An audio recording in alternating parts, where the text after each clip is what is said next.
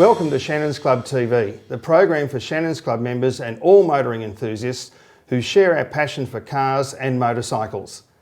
If you're joining us here at the club room for the first time, you can enjoy the rich road and race histories of significant cars in Australia.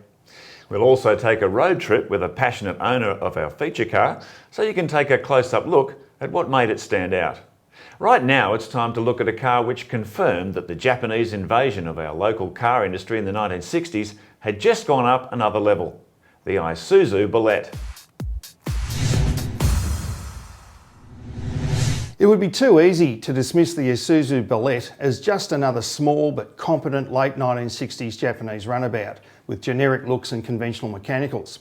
For a start, the Bellett was first seen in Australia as early as 1964, and it was anything but conventional under the skin. And because its styling was at least a generation ahead of established Western rivals, it kept the Bellett sheet metal current for at least 10 years. The Bellett 1500 was Isuzu's replacement for the old British Hillman Minx that had been building under licence. Hillman was about to approach Isuzu to build a joint replacement for the old Minx, only to discover that Isuzu had already replaced it. And although Isuzu used the Hillman engine and transmission as starting points, intensive development and attention to detail lifted both items into another league. That development process never stopped during the Bellett's long model life. Isuzu also scrapped Hillman's basic leaf spring live rear axle. It replaced it with a trailing arm independent rear suspension with coils and swing axles. Unlike Chevrolet and Volkswagen, Isuzu fitted a third transverse rear spring to minimise the uncontrolled camber changes this design normally generated. Isuzu engineering rivalled what Porsche and Mercedes-Benz were doing with similar designs. Mark, who would have thought that the Bellett had any future in motorsport, yet it quickly became a popular club car and a Bathurst class contender? What was behind that, do you think? Well, I think it was actually a pretty sophisticated package for its day. You know, it had rack and pinion steering, fully independent suspension, and with a curb weight, it was just over 900 kilos. It was about the same size as like a Vauxhall Viva or a Ford Anglia, but it had a much bigger 1.5 litre engine. So you put all those things together and it was a natural for that sort of activity. So it wasn't quite a muscle car, but it was on that spectrum, big engine in a smaller car. Exactly, yeah. Isuzu was not content to leave it at that. A striking GT coupe followed with a hot twin carburettor 1600 engine. And it was more than a two-door version of the sedan.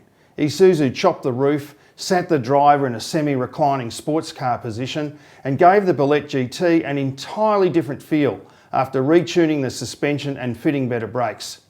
Testers declared that it was a proper sports car after comparing its sound, performance and feel with an MG. Within a year, the Bellett GT was faster than any MG with 186 km/h top speed and a standing quarter of 17.8 seconds. Not bad for the times. Like the sedan, its competition potential was spotted immediately and it soon appeared on local racetracks. By the late 1960s, the Bellett faced stiff new competition from local and Japanese rivals. Constant improvements and keen pricing kept it in contention until 1970, before cheaper, locally assembled rivals ended local sales several years earlier than Japan. But the irony was the next Bellett, Isuzu's version of the Opel T-Car, was built and sold here as the Holden Gemini with a later development of the Bellett engine. Mark, could you imagine telling Holden workers in 1964, when they were building the EH, that they would be building the next Bellett in 1975 with an overhead cam version of the Bellett GT engine? And it really was a watershed new model. Yeah, it sure was, and it was something of a star maker too.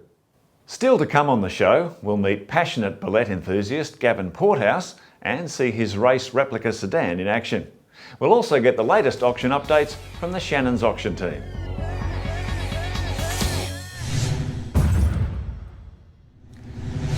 Race and rally great Colin Bond was one of many young drivers learning their craft in the thriving 1960s Australian sporting car club scene. So the release of Isuzu's Bellett 1500 sedan in 1964 and hotter two-door GT version in 1966 could not have been better timed. Bondy often raced and rallied Belletts during this period, which served as an ideal launching pad for a dazzling race and rally career that really took off in the late 1960s after his prodigious talent was spotted by Holden dealer team boss Harry Firth. The list of other well-known drivers who had an association with Belletts in those days included rally ace Barry Ferguson, Bathurst 500 winner George Reynolds and touring car icon Peter Williamson, to name a few. Thanks to their efforts and those of numerous club competitors in both racing and rallying, the little-known Japanese cars quickly built a reputation as fast, rugged and affordable all-rounders ideally suited to numerous motorsport activities. Joe, the sporting car club scene was really thriving here in the 1960s. How influential was participation at that level on young enthusiasts when it came time to, buy a new car? Well, the Bellett was modern looking. It looked more modern than anything else you could buy. Didn't it? It looked great. So it had enough to impress your girlfriend, which was pretty important in those days. But on the weekend, you could go and join your mates and go rallying or doing some sort of club activity. And to have the whole lot in a package so cheap was just unprecedented. It really was a first. It was just the right car for the time, wasn't it? Exactly right. Bond and co-driver Arthur Treloar stepped up from their club level activities to race Belletts in 2 Bathurst 500s, the first in 1965, which was also Bondi's Bathurst debut. In those days, the 4 competing classes were based on retail prices, so the lone Bellett faced stiff competition in finishing 6th in Class B against showroom rivals like the Morris Mini Cooper, Renault R8, Toyota Corona and Ford's class-winning Cortina 240. Bond returned to the mountain in Treloar's Bellett the following year, where they were joined by 2 more of the Isuzu sedans. However, the booming Class B battle was dominated this time by the Morris Mini Cooper, which claimed the top 3 places. The best placed Bellett finished 5th. Although it showed admirable speed and reliability, clearly the Bellett 1500 did not have the crucial power-to-weight ratio and other attributes required to be a genuine contender under the Bathurst 500's price-based class structures. As a result, the cars never appeared at Bathurst again, although Bond, Treloar and rally ace Barry Ferguson did compete in the hotter 1.6 litre GT version at the prestigious 12-hour international sports car race at Surfers Paradise later that year.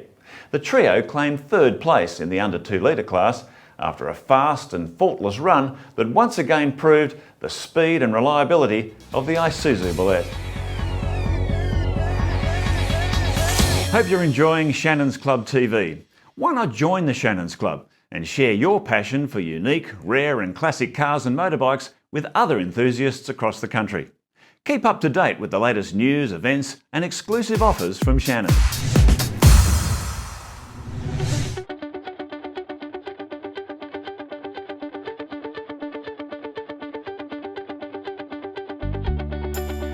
My name's Gavin Porthouse and this is my 1965 Isuzu Bellett. I went to a car show when I was about 15 and the Bellett Car Club had a display and I saw them and I wanted one and I've had one ever since. This car here I got as a shell off a good friend of mine. I picked it up, got it home and I already had a motor prepared for it and suspension and gearbox and I actually used his workshop and I built the car in 3 days. These cars have a really good rack and pinion steering and for club use the independent rear end is fantastic, which is independent rear suspension. I've daily driven one of these for a long time and I sort of forget that this isn't a normal car and whenever I have friends jump in and single speed wipers, no heater, quite noisy, harness seatbelt, they often get a bit of a shock and don't know how I live with it. My wife drove my car once. She accidentally bumped the electric fuel pump switch, installed it out in traffic and walked home and that was the end of it. My favourite memory probably with my Bellett is, I did a sprint at Sandown with some friends. There was 3 of us there, we all had Belletts and we had 3 Belletts on the track and it was just a fantastic day. Bellett's probably one of the most reliable cars you'll come across. They don't break down, they don't rust and they just do everything right. But I'm slightly biased. It handles well, it attracts attention and it's drivable. I can take it down the shops and take it to the racetrack the next day.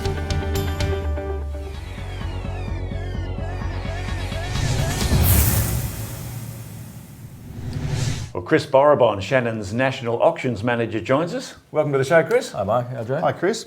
Chris, the Bellett, what an interesting car. You hardly ever see them come up for sale. There were heaps of them on the road. They seem to have disappeared, yet the club scene is just going like crazy. What's happening? Interesting. I mean, you're right. We don't see them come through at Shannons, and we haven't seen them come through for years. But there is a strong movement in the club scene, and that's not just here in Victoria, it's nationally. We're seeing a national following for these cars, and yeah, tightly well kept in that club. So if you want a Bellett, and there's a lot of good reasons why you'd want one, so they're a good, accessible car, and we know that they're sort of accessible, cheap. How do you find them? I think you've got to join a club. That's probably the only way of doing it. I mean, we really even rarely see them come up for sale on the private market also. So I think you've got to get in touch with your local club. Doesn't matter what state you're in, there is a club in most states, and that's probably the way to go. And given the car's strong motorsport heritage or motorsport background, do you find the cars are generally modified or they're stock standard? What's around at the moment? Yeah, we've seen a bit of both, I think, Mark. It's, I think they're used in the club as a club car, weekend car. Even today? That's right, today, even in competition, so as what we saw in the early days, so yeah. So, and the other thing, there's sort of two levels. There's a four-door sedan, which were very common, and you're right, they're still being used exactly as they were when they were new, but you've got these beautiful rare GTs, and there's very few of them. So, yes. So that's a different kettle of fish altogether. Where do you find them? He doesn't know. They're that rare. Yeah. And I suspect because a lot of owners maybe don't realise that they've got something really special, and they would be of interest to Shannons auctions.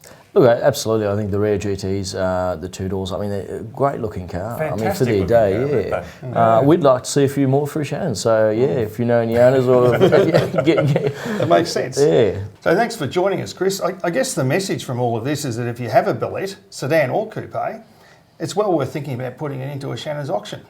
I think it is. Makes my job easier too, Joe. Thanks. And remember, you can get all the latest auction updates on the Shannons Club website. If you want a lasting memory of the Bellett in action, visit autopix.com.au, where you can browse the incredible Autopix archive of more than 750,000 motorsport images. And if you'd like to read the full road and race history of the Isuzu Bellett or many other cars in Australia, you can find them all on the Shannons Club website. Well, Joe, how do you define the Isuzu Bellett in Australian motoring history? I guess, it broke down a lot of barriers for Japanese cars. Well, you've got to look at what came before it. And we had the little Datsun Bluebird, Toyota Tiara. They were quaint little cars that you might see your aunt drive. Or but a bit boring. Yeah, a bit boring. Bellett brought in some style. It was quick, looked good. It broke the ice, I think, with across the whole population. And it was something a young guy would want to drive, wasn't it? Well, not only a young guy, but it was a very popular car with females as well. Younger girls loved them, and it sort of brought a whole group of people together. It was quite different. It wasn't a niche model anymore. It had wide appeal. Fantastic. Well, we hope you've enjoyed this trip down the Heritage Highway with the Isuzu Bellett. We look forward to your company next time on Shannons Club TV. Bye for now.